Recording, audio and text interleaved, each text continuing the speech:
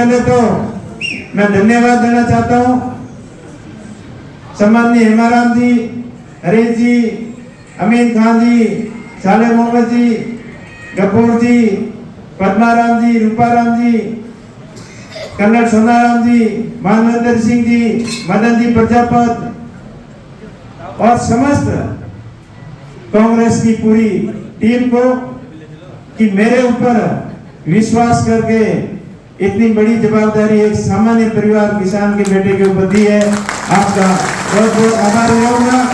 साथ ही पूरी देवतुल्य बाड़मेर की जनता का मैं हमेशा ऋणी रहूंगा कि आपसे भी विचार विमर्श किया और आप लोगों की ऐसी जन भावना थी कि आप ये निर्णय लें और प्रदेश कांग्रेस कमेटी और अखिल भारतीय कांग्रेस कमेटी के बहुत आभार कि आपकी भावनाओं को देखते हुए मेरे ऊपर विश्वास करके मुझे प्रत्याशी बनाया।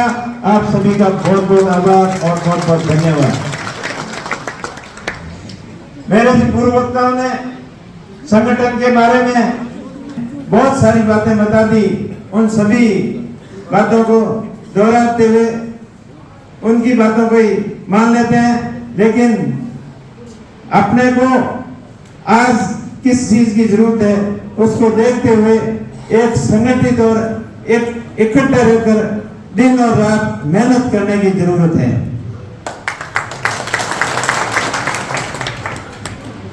मैंने भी पिछले 2 चुनाव लड़े। आप लोगों का वह बहुत तो नहीं लग रहा था, लेकिन आप दूर बैठे ही आप लोगों का मन से खूब आशीर्वाद था।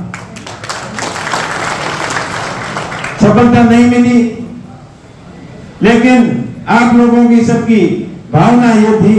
युवा लोग तो पूरे साथ थे, बुजुर्गों का आशीर्वाद थोड़ा कम था। जब भी चुनाव का रिजल्ट आया, पिछले बार आया तो हेमाराम जी ने सबने कहा कि भाई जी बड़ी पार्टी के अंदर आपको शामिल होना चाहिए। तो पिछली बार तो गठबंधन बीजेपी के साथ में कर लिया था, तो बीजेपी की पूरी सीटें आ गई थी। और दूसरी बार जब रिजल्ट आया तब मैंने सोचा कि अपनों से कब तक लड़ेंगे, जो अपने होते हैं वो अपने ही होते हैं और हमेशा बड़े बुजुर्गों का कहना मानना चाहिए और अपने लोग जिस पार्टी में ज्यादा है उनके साथ में रहना चाहिए। तो आप सबके आशीर्वाद से, आपके शुभ विचारों को मानते हुए आदरणीय हेमाराम जी, हरीश जी और उनकी पूरी कांग्रेस की टीम का कहना माना और आपके साथ में सम्मिलित हुए। और ये उसके बाद में गठबंधन भी हो गया। तो इस बार इंडिया गठबंधन मजबूती से पूरे देश के अंदर चुनाव लड़ रहा है और बीजेपी को कड़ी टक्कर देंगे। ये 400 पार की जो बातें कर रहे हैं ये खाली बातें, हवाई है। ये जब 4 जून को जब रिजल्ट आएगा तब अपने आप को पता चल जाएगा कि क्या हो रहा है, इनकी कथनी और करनी में कितना फर्क है। क्योंकि पिछले 10 साल से जो ये बातें करते हैं उन बातों के अंदर कितना दम है वो आप सबको सब पता है। पिछले चुनाव की बात करें तो मोदी जी जब बालोतरा के अंदर आए थे तो अपने को खूब सारे सपने दिखाएंगे कि किसान के हर खेत तक नहर का पानी होगा, किसान के हर खेत में कृषि के लिए बिजली होगी। इंदिरा गांधी और नर्मदा नहर को जोड़कर पश्चिम राजस्थान के बाड़मेर के मरुस्थल को हरा भरा कर देंगे, खुशहाल कर देंगे और गुजरात की तरह बाड़मेर के अंदर भी आम और अंगूर की खेती होगी। वो खाली सपने ही थे, वही नहीं, उसके साथ में और भी सपने दिखाए थे कि माही नदी से बांध जो बना हुआ है उसमें से नई नदियों से नदियां जोड़ने की स्कीम के अंदर लूणी नदी को आप नहर बना के यहाँ आपके जालोर और बाड़मेर जिले को पूरा सिंचित कर दिया जाएगा। जोधपुर के काफी हिस्से को सिंचित किया जाएगा, लेकिन आज दिन तक उसके ऊपर कुछ नहीं हुआ, खाली बातें ही बातें हुई।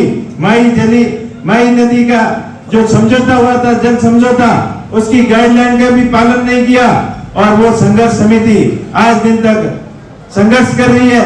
कोर्ट ने भी इनके संघर्ष समिति के पक्ष में फैसला दिया, इन लोगों के पक्ष में फैसला दिया, लेकिन केंद्र सरकार की जून की जो केंद्रीय जल संसाधन मंत्री है वही अपने जोधपुर से हैं, उनसे भी बहुत बड़ी उम्मीद थी, लेकिन उन्होंने भी खाली बातों के अलावा कुछ नहीं किया। आज नहर के ऊपर किसान परेशान है, पूरा पानी नहीं आता, पानी जितनी बारिश करते हैं वो टाइम से नहीं आती, फसलें खराब होती है तो मुआवजा नहीं मिलता। और सबसे बड़ा सलावा और धोखा किसानों के साथ में हुआ है वो फसल बीमा क्लेम के माध्यम से हुआ है। किसानों से और सरकार से करोड़ों रुपए का, हजारों करोड़ों रुपए का प्रीमियम बीमा कंपनियां ले गई। बीमा कंपनियों के ठगोरे ठग और नेता सब मिलकर किसानों का क्लेम खा गए, ये भी किसान कभी भूलेंगे नहीं। इन सभी चीजों को ध्यान में रखते हुए हमें और भी काफी सपने दिखाए थे। बाड़मेर के अंदर एयरपोर्ट का सपना दिखाया था, अभी तक उड़े क्या आप एक बार? तो वो खाली थोड़ी बातों के अलावा कुछ नहीं किया। चाहे इंडस्ट्रियल डेवलपमेंट की बात हो, चाहे किसान संवर्धन की बात हो, चाहे किसान के आय दुगनी की बात करने वाले आज वो बातों को सबको भूल गए। पक्के घरों की बातें करने वाले, प्रत्येक घर तक जल और बिजली की बातें करने वाले आज वो सब चीजों से भूलकर अब नए मुद्दे ढूंढ के ला रहे हैं। कभी धर्म की राजनीति कर रहे हैं। अपना बाड़मेर का सरहदी इलाका हमेशा भाईचारे का प्रतीक रहा है। हम ही हिंदू मुस्लिम सभी भाई भाई की तरह मिलके रहते हैं, मिलके रहते आए हैं और उनके अंदर भी लड़ाने की कोशिश की जा रही है। अलग अलग भय और भ्रांतियां फैलाई जा रही है। इन सब चीजों को ध्यान में रखते हुए केंद्र सरकार को करारा जवाब देने के लिए आपको तैयार रहना है।